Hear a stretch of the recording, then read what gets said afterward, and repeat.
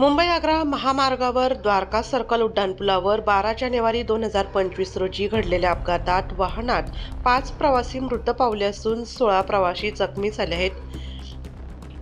त्या अनुषंगाने राज्याचे जलसंपदा, विदर्भ, तापी व कोकण खोरे विकास महामंडळ आपत्ती व्यवस्थापन मंत्री गिरीश महाजन यांनी शिवनेरी विश्रामगृह नाशिक येथे पोलीस आयुक्त, निवासी उपजिल्हाधिकारी व राष्ट्रीय महामार्गाचे अधिकारी यांच्या समवेत झालेल्या बैठकीत rear projection, reflector, tail light विरुद्ध दिशेने वाहन चालवणे, नोंदणी चिन्हे व सिग्नल जम्पिंग इत्यादी वाहतूक नियमांचे उल्लंघन करणाऱ्या वाहनांवर कारवाईचे निर्देश दिले आहेत.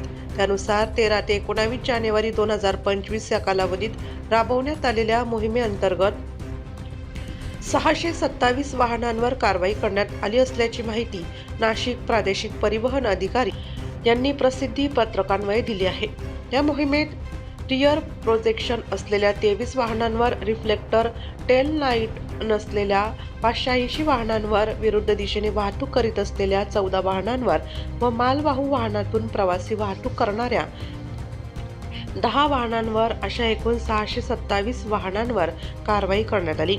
मागील 1 वर्षात 1 जानेवारी ते 31 डिसेंबर 2024 या कालावधीत धोकादायकरित्या ओव्हरटेक करणाऱ्या, अतिवेगाने वाहन चालवणाऱ्या 8,340 वाहनांवर, मद्यपान करून वाहन चालविणाऱ्या 188 वाहनांवर, रिफ्लेक्टर, टेल लाईट नसलेल्या 2,806 वाहनांवर, भारक्षमतेपेक्षा जास्त मालवाहतूक करणाऱ्या 2,682 वाहनांवर, मालवाहू वाहनांमधून प्रवासी वाहतूक करणाऱ्या 28 वाहनांवर व भारक्षमतेपेक्षा जास्त मालवाहतूक करणाऱ्या 2,682 वाहनांवर कारवाई करून 8,81,00,000 इतका दंड वसूल करण्यात आला.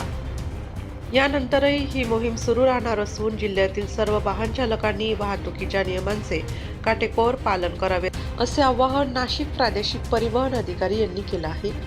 नाशिक लोकशाही न्यूज ब्युरो रिपोर्ट, नाशिक.